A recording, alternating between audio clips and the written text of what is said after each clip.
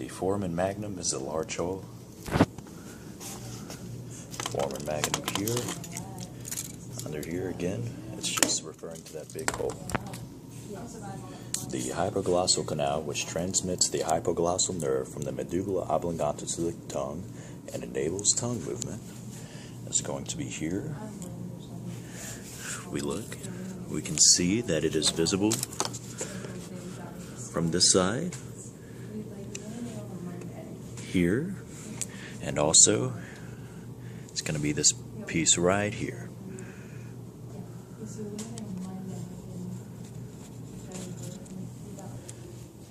The sulcus for the sigmoid process is going to be this back piece here. If we look, we can see it's kind of like a groove. Stick my finger right in it. That groove there again. If we're looking at the skull this way, it's towards the back. Right here and right here. The cross section would be back here in the back. The external occipital protuberance is the pointy part in the very back. It connects the trapezius muscles. If we look here, we can see it here in the back of the skull. If we feel it, there's a rough bump. We can see how it's kind of sticking out a little bit on this one.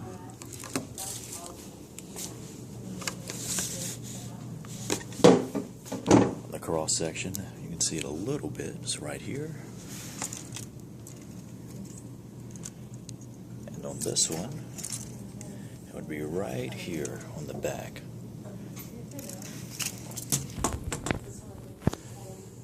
The occipital condyles articulates with the C1 atlas. That is going to be on the bottom side, here on each side of the foramen magnum. Here and here. You can kind of imagine how the spine would come out from that. Alright, this sphenoid bone refers to this entire piece right here. It looks kind of like a butterfly. The lesser wing is here of the sphenoid bone. We can see how it kind of protrudes out here. The lesser wing,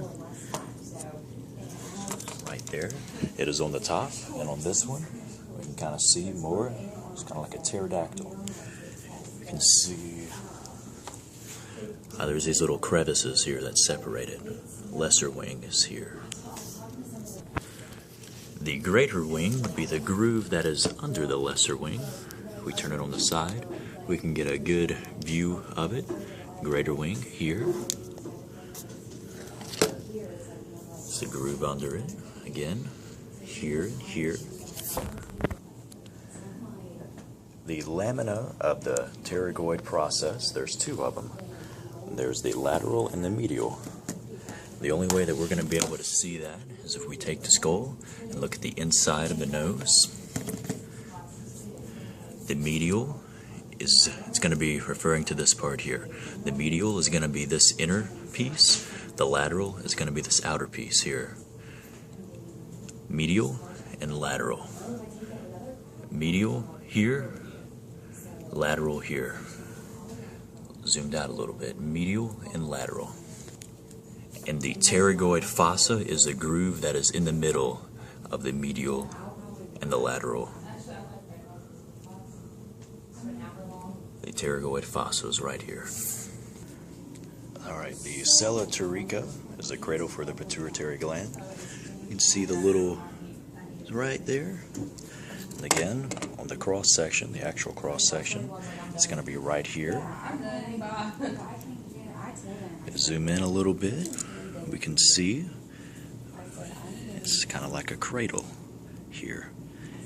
And if we zoom in, you can, on the other side, you can see that it is an indention. If we go here, we can see it plainly right there. The optic foramen is the perfect hole of the eye socket. Go over here to this bone. You can see it right here. Perfect little hole. Looks like a 22. The tuberculum celli is the site of the arctic chiasma. It's here at the top. And if we look in here, it's going to be this top portion here. And if I were to put these inside of these holes like this, we can see that it makes an X right there. Alright, the perpendicular plate is the top portion of the nose bone. It's going to be right here. And if we look, you can see the top portion here. The bottom portion of the septum is the vomer. That one's mostly gone. But if we look here, we can see it pretty easy, the vomer. And up here is the perpendicular plate. Up here in the middle there. Alright, the crista galli. We can see it here. It's going to be in the middle. It projects above the plate. It's going to be this piece here. We can see it kind of shoots up a little bit. Has a little bit of 3 dimension here. This is a better example of it. This piece right here. See how it pokes up like a shark fin. The cribriform plate is the small openings the olfactory nerves connect to. If we look, it's going to be here and here on each side.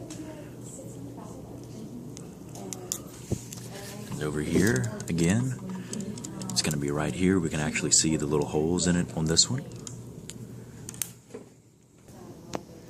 Alright, the middle nasal concha that makes the air spiral like a vortex to warm it before it gets to your lungs. If we look in here, it's these 4 right here. 1, 2, 3, and 4. Those. We can see it a little bit there. Mostly right here and right over here, there. And on the back side, we can see them a little bit. Alright, then we have the nasal bone. It's pretty easy to see. It's going to be this piece right here. You can see how it's divided by these sutures here on the top. Let's see if I can get it to focus. The suture.